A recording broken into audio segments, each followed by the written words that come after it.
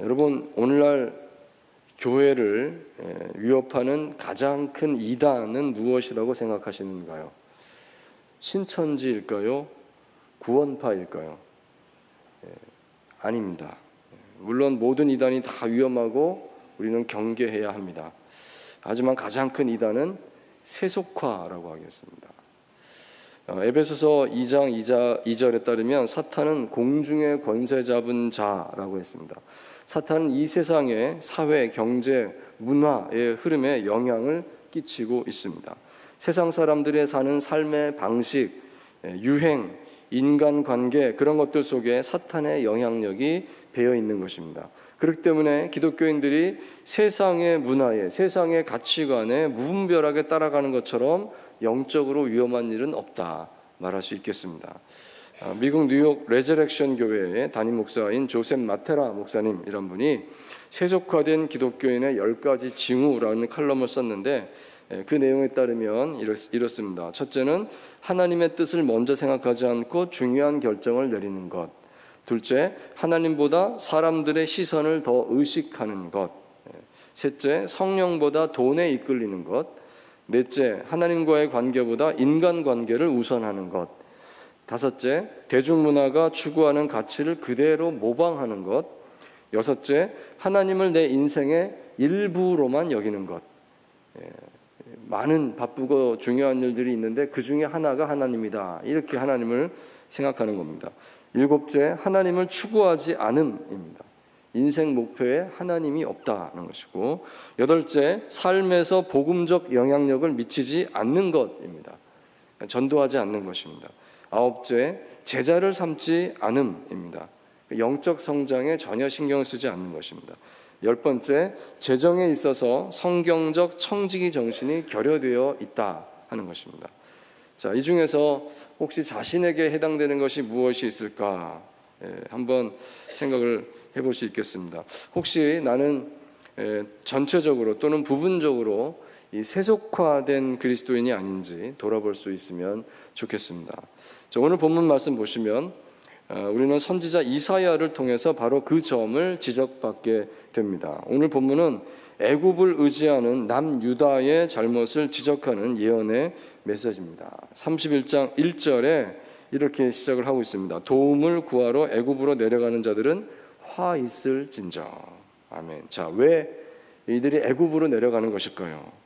그들은 애굽을 의지하기 때문이다 그랬습니다. 여기 세 가지를 의지했다라고 중간쯤에 31장 1절 중간쯤에 전하는데, 첫 번째는 말을 의지했다, 두 번째 병거의 많음을 의지했다, 세 번째 마병의 심히 강함을 의지했다 전하고 있습니다. 한마디로 말하자면 그들은 애굽의 힘을 의지한 겁니다. 애굽에 가면 큰 군대가 있다, 애굽은 그래서 우리가 잘 보여야 된다, 이렇게 생각을 했다는 것입니다.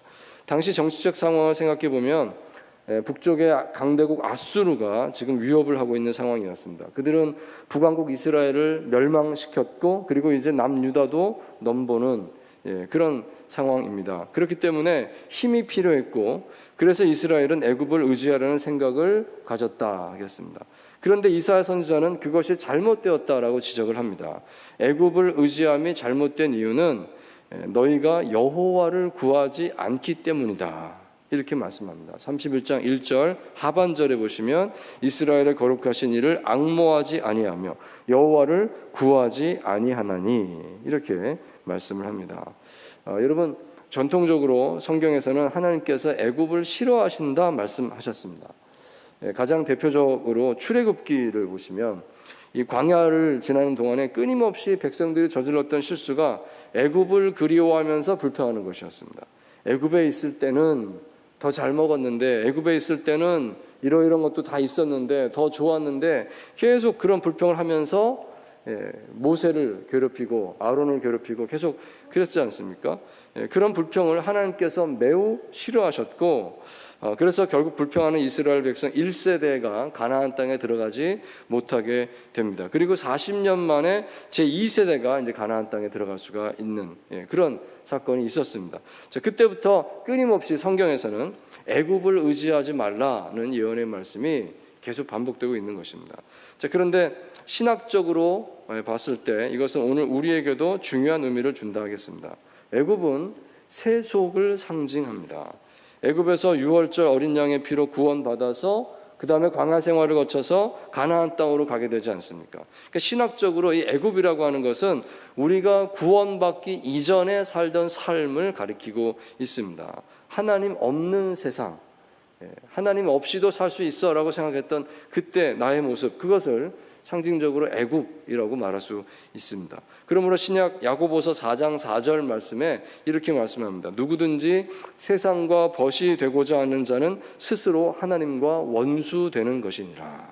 아멘. 자, 그런 관점에서 오늘 본문을 보면 좋겠습니다. 이사야서 31장 2절에 여호와께서도 지혜로우신즉 재앙을 내리신다, 이렇게 말씀을 합니다. 너희는 지혜로워서 애굽을 의지한다고 말하지만 하나님도 지혜로우셔서 너희에게 재앙을 내리신다. 대꾸적으로 말씀을 하고 있는 것입니다.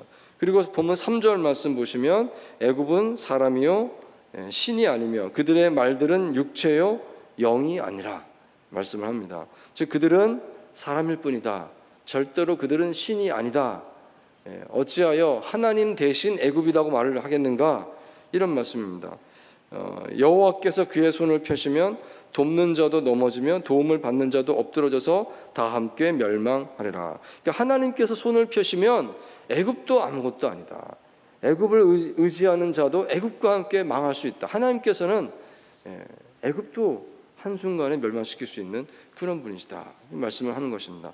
4절 5절 말씀 비유적으로 하나님의 도우심을 이렇게 말합니다. 사자가 먹이를 움켜잡은 같이, 5절에 새가 새끼를 보호함 같이 하나님께서 당신의 백성을 그렇게 보호하신다 말씀하시고, 6절에 이스라엘 자손들아 돌아오라, 헛된 세상 의지하는 것 이제 끊고 하나님께로 돌아오라 말씀을 하십니다. 자, 그러므로 오늘 본문 말씀 보면서 우리는 이런 묵상을 해보기를 원합니다. 내가 하나님 믿는다라고 생각을 하면서도 여전히 세상을 더 의지하는 것이 무엇이 있을까요? 특별히 이스라엘 백성들은 안전함의 문제에서 시험에 들었습니다. 충분히 안전하지 않다. 어떡하나? 세상적인 힘이 필요해. 이렇게 됐던 건데요. 여러분, 오늘 우리 삶에서 안전함의 문제 때문에 하나님 손길이 아닌 세상의 것을 더 의지하는 것은 무엇이 있을까요? 재정적인 부분일까요? 아니면 인간관계에 있어서 하나님을 의지하기보다는 사람의 수단을 더 의지하는 것이 있지 않을까요? 사실 이 사람의 수단이라는 것도 하나님께서 쓰시는 도구가 될 수 있습니다. 사람의 수단을 다 부정해라, 그런 것만 하나님 뜻이다, 그런 건 아닙니다. 하지만 그것을 하나님보다 더 의지하는가, 사람의 어떤 수완을 하나님보다 더 많이 의지하는가, 또는 하나님을 덜 의지하기 위한 핑계로서 그것을 사용하는가, 우리는 그것을 세밀하게 구별할 수 있어야 하겠습니다. 다윗은 왕이 되기 전에 사울에게 쫓겨다니는 시간을 한동안 가졌었습니다. 사울은 다윗을 죽이려고 쫓아다니고 다윗은 숨어서 쫓겨다닐 수밖에 없었습니다. 자, 그때 그는 하나님을 신뢰하는 법을 제대로 배우게 되었다 볼 수 있겠습니다. 그는 한때 자기 지혜로 이렇게 행동했었습니다. 블레셋 땅으로 피신했습니다. 내가 생각하기에 내가 갈 곳은 여기밖에 없다. 그래서 블레셋 땅으로 들어가서 블레셋 왕에게 충성을 맹세하고 블레셋 사람이 되었었습니다. 그런데 그곳에서 오히려 아말렉이라고 하는 그 사람들의 침공을 받아서 가족들을 다 잃을 뻔한 사건이 발생을 하죠. 그러면서 다윗은 어찌어찌 기도하고 하면서 다시 가족들을 다시 찾아오게 됐는데, 그때 다시 이스라엘 땅으로 이제 돌아간다, 이렇게 되는 것이죠. 그러면서 다윗은 깨닫게 되었던 것입니다. 아, 내가 내 지혜로 만든 안전은 참된 안전이 아니로구나. 블레셋 땅에 가면 더 괜찮을 줄 알았는데 거기서도 힘들고 죽게 되고 어려운 것은 마찬가지로구나. 그래서 다윗은 이스라엘 땅으로 돌아오게 되는데 그때 사울이 죽었습니다. 아, 내가 하나님을 의뢰하니까 하나님께서 나의 피난처가 되시고 나의 방패가 되는구나 하는 것을 다윗은 깨닫게 되었을 것입니다. 사랑하는 성도 여러분, 하나님께서 세상의 주인이시다 하는 사실을 기억하시기 바랍니다. 하나님의 지혜보다 사람의 지혜보다 사람의 힘보다 하나님이 먼저입니다. 먼저 하나님의 도우심을 의지할 때 하나님께서 우리 기도를 들으시고 반드시 지켜주심을 믿으시기 바랍니다.